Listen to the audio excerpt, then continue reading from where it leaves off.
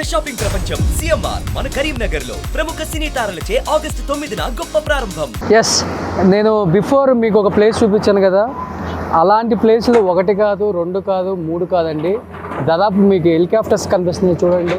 ఆ పైన చుట్టూతో కూడా హెలికాప్టర్స్ మీకు సరౌండింగ్స్ మొత్తం కూడా తిరుగుతూనే ఉన్నాయి.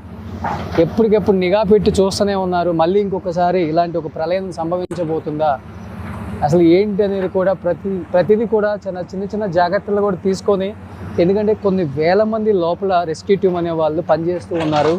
ఎందుకంటే బాడీని వెలికి తీసే ప్రయత్నం చేస్తున్నారు. మీకు పైన అక్కడ వ్యూ పాయింట్ కనిపిస్తుంది చూడండి. ఆ వ్యూ పాయింట్ నుంచే కొండ చర్యలు విరిగిపడి ల్యాండ్ స్లైడ్ అయిందనమాట. ఆ విరిగిన ప్రాంతం, ఆ వ్యూ పాయింట్ నుంచి ఆల్మోస్ట్ ఈ కనిపించే ఈ బండలు మొత్తం, ఈ రాళ్ళు మొత్తం, ఈ కొండ చర్యలు మొత్తం కూడా అవి కనిపిస్తున్నాయి. మీకు కనుచూపు మేర ఎంత దూరం కనపడుతున్నాయో చూడండి. అక్కడ ఎక్కడైతే హెలికాప్టర్ మీకు ప్రతిసారి ల్యాండ్ అవుతుందో అక్కడ బాడీస్ ఉన్నాయని అర్థం అనమాట. ఎందుకంటే అంబులెన్స్లు ప్రతిసారి లోపలికి తీసుకురాలేని ఒక పరిస్థితి. అంటే బాడీలు ఒక 10-15 అవ్వగానే ఆ బాడీస్ని హెలికాప్టర్ ద్వారా అక్కడ దగ్గరలో ఉన్న పక్కన ఒక టౌన్ ఉంది, వాయనాడ్ టౌన్, ఆ టౌన్లో ఉన్న గవర్నమెంట్ హాస్పిటల్కి మార్చురీ రూమ్కి పంపుతున్నారనమాట.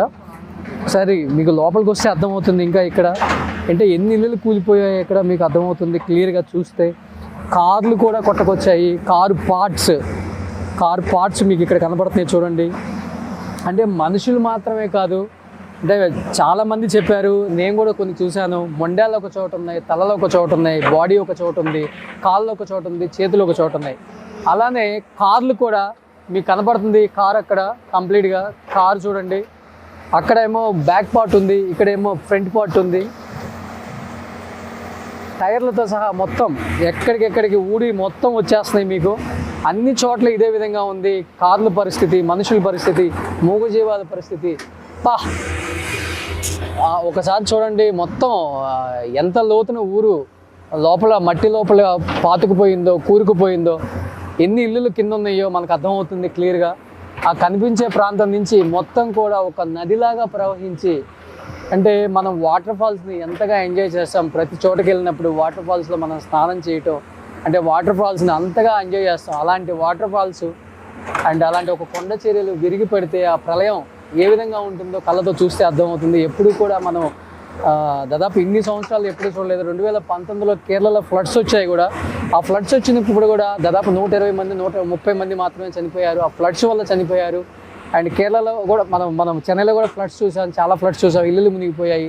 ప్రాణహాని ఎప్పుడు కూడా పెద్దగా జరగలేదు. బట్ ఫస్ట్ టైము ఒక నదిలాగా కొట్టుకొచ్చి ఊరు కొట్టకపోయింది. ఇదే మనం చరిత్రలో ఎప్పుడు మళ్ళీ చూడకూడదు అని అనుకోవాలి. మనందరం కూడా దేవుణ్ణి మరీ ప్రార్థిద్దాం.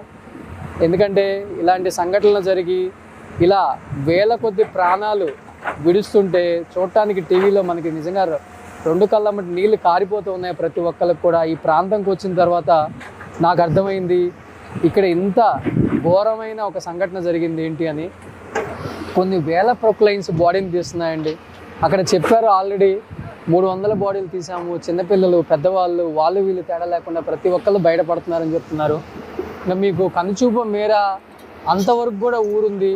ఎందుకంటే కేరళ అంటేనే అందాలకు ప్రతీక. ఇక్కడ పచ్చటి కొండల మధ్య అండ్ పర్యావరణాల మధ్యనే ఇక్కడ అన్ని టౌన్స్ ఉంటాయి, ఇక్కడ ఊర్లు ఉంటాయి అన్నమాట. అలాంటి ఊర్లు చూడండి ఒకసారి. ఈ కారు చూడండి ఒకసారి. అంటే కొండలు విరిగిపడి కారు ఇలా అయిపోతే మనిషి ఎలా అయిపోతాడో ఒకసారి ఆలోచించండి. నుజ్జు అయిపోయారు ప్రతి ఒక్కళ్ళు కూడా. అసలు గుర్తుపట్టలేకపోతున్నాం. తలలు అక్కడ ఉన్నాయి, వాళ్ళ బాడీ ఇక్కడ ఉంది, కాళ్ళు అక్కడ ఉన్నాయి, చేతులు ఇక్కడ ఉన్నాయి. ఇలా ప్రతిదీ కూడా అంటే ఎన్ని కార్లు కొట్టుకొచ్చాయి. ఆ పైన ఇంకా చాలా కార్లు ఉన్నాయి. ఇది జస్ట్ అక్కడి నుంచి కొట్టుకొచ్చిన కారు మాత్రమే. ఇక్కడ ఒక ఇల్లు ఉందన్నమాట. ఆ ఇంట్లో ఉన్న కారు పైకి ఇలానే ఉంది. అంటే దీని కింద కూడా ఒక ఇల్లు ఉందన్నమాట. ఒకసారి ఇంకా ముందుకెళ్ళి ఒకసారి రెస్క్యూ టీంతో కూడా మాట్లాడే ప్రయత్నం చేద్దాం. అసలు ఇక్కడికి వచ్చిన తర్వాత మాటలు రావట్లేదండి. ఎందుకంటే ప్రతిదీ కూడా చాలా ఎమోషనల్గా గురవుతున్నాం. పోలీసులు కూడా ప్రతి ఒక్కళ్ళు పని చేస్తున్నారనే కానీ వాళ్ళకి నిద్రాహారాలు లేవు, తిండి లేదు. అసలుకి వాళ్ళు టైం లేకుండా, అసలు ఏ టైంకి వస్తున్నామో, ఎంత పని చేస్తున్నామో తెలియకుండా డే అండ్ నైట్ ఇక్కడ లైట్స్ పెట్టి కూడా పనిచేస్తున్నారు. అండ్ కనీసం వాళ్ళ బంధువులకైనా ఇద్దాం వాళ్ళ బాడీలను ఒక చిన్న ప్రయత్నం చేస్తున్నారు వీళ్ళందరూ కూడా. చూస్తున్నాం మనం, అంటే బాడీలను మనం ప్రత్యక్షంగా చూపించకూడదు కాబట్టి కెమెరాలో మనకు అర్థమవుతుంది. ఒక్కొక్క ప్రొక్లైన్ తీసినప్పుడు ఒక్కొక్క బాడీ లేచి వస్తుంది అసలుకి. కొన్ని అయితే తలలు మాత్రమే వస్తున్నాయి, కొన్ని బాడీలు వస్తున్నాయి, చిన్న చిన్న పిల్లలు వస్తున్నారు.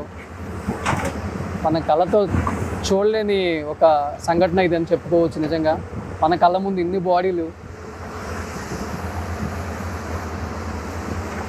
Very sad.